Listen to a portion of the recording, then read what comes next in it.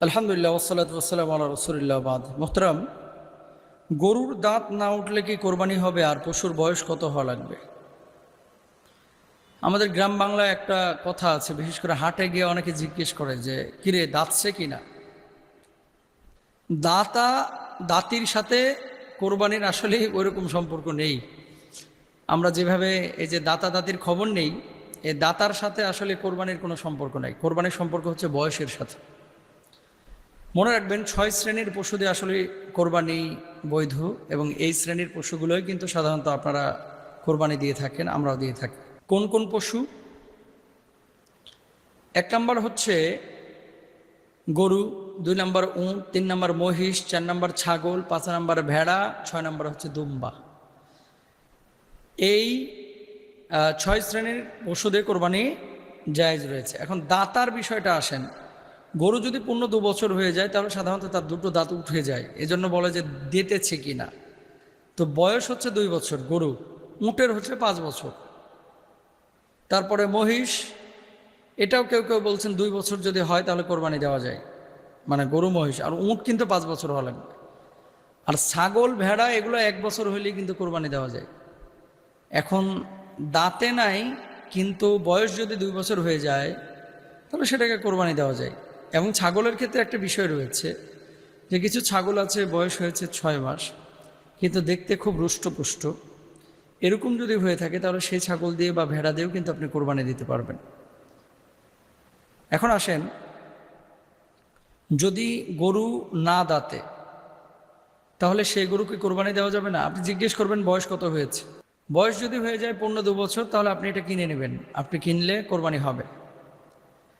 আর কিছু কিছু গরু, ছাগল এবং মহিষ এমনটা দেখা যায় যে ধরেন আপনার যখন ঢাকায় নিয়ে আসে অথবা গ্রামে হাটে তোলে, ত্রুটিযুক্ত গরু ছাগল আছে এরকম কিছু। এই ত্রুটিযুক্ত গরু ছাগলগুলো আপনারা কেউ ক্রয় করবেন না, কারণ এগুলো কোরবানি শুদ্ধ হবে না। বয়স যদি পূর্ণ না হয় তাহলে এটাও কিন্তু ত্রুটিযুক্ত একটা পশু। এবং আল্লাহ রাসূল সাল্লাল্লাহু আলাইহি ওয়াসাল্লাম বলেছেন, একটু মোটা তাজা দেখে তোমরা গরু ছাগল এগুলো ক্রয় করবা, মানে মোটা তাজা।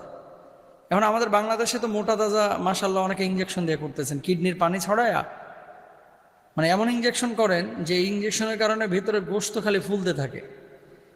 এইরকম গরু আপনারা মানে না কিনাই ভালো। এটাও কিন্তু একটা ত্রুটিযুক্ত গরু। কারণ এই গরুগুলো যদি মেডিকেল সায়েন্স যেভাবে উন্নত হয়েছে, যদি গরুর কোনো মেডিকেল সায়েন্স থাকতো আর এগুলোকে পরীক্ষা নিরীক্ষা করা যেত, এগুলোর বহুত রোগ পাওয়া যেত। এই সমস্ত গোশত খায়ও কিন্তু অনেকে অসুস্থ হয়। তো আপনারা দেশি গরু অথবা লালন পালন করেছে কোনো খামারে পরিচিত অথবা হাটে, আপনারা দেখে শুনে কিনবেন। ত্রুটি মুক্ত গরু কিনবেন, ত্রুটিযুক্ত না। মোটা তাজা গরু রাসূল আকরাম সাল্লাল্লাহু আলাইহি ওয়াসাল্লাম কিনতে বলেছেন, মোটা তাজা পশু কিনতে বলেছেন। কেন? এর একটা কারণ আছে। কারণটা হচ্ছে, এই পশু দিয়ে কিয়ামতের ময়দানে আল্লাহ সুবহানাহু ওয়া তাআলা আপনাকে জান্নাতে পাঠাবেন, মানে এটা আপনার বাহন হয়ে যাবে। সুবহানাল্লাহ।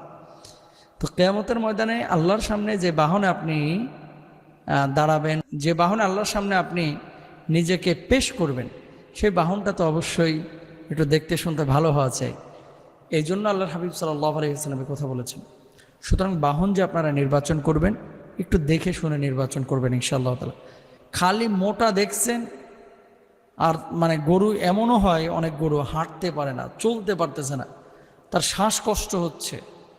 অনেক সময় সে মানে 10 কদম 15 কদম হাঁটতে গিয়ে হাঁপিয়ে উঠতেছে, এরকম কিন্তু হয়। স্ট্রোক করে অনেক সময় মারা যায়।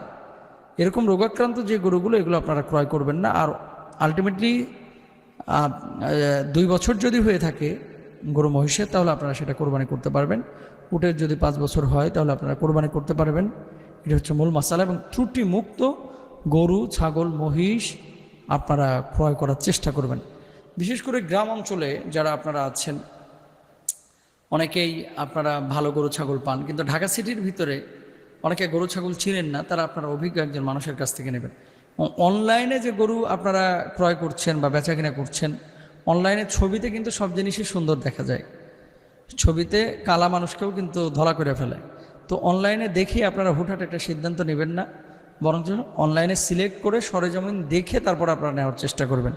অনলাইনে দেখে অর্ডার করে দেওয়া এটা উচিত না, কারণ কিছু ত্রুটি এটা বোঝা যায় না। কোরবানি যেহেতু ইবাদতের একটা বিষয় এবং সুস্থ গরু হওয়া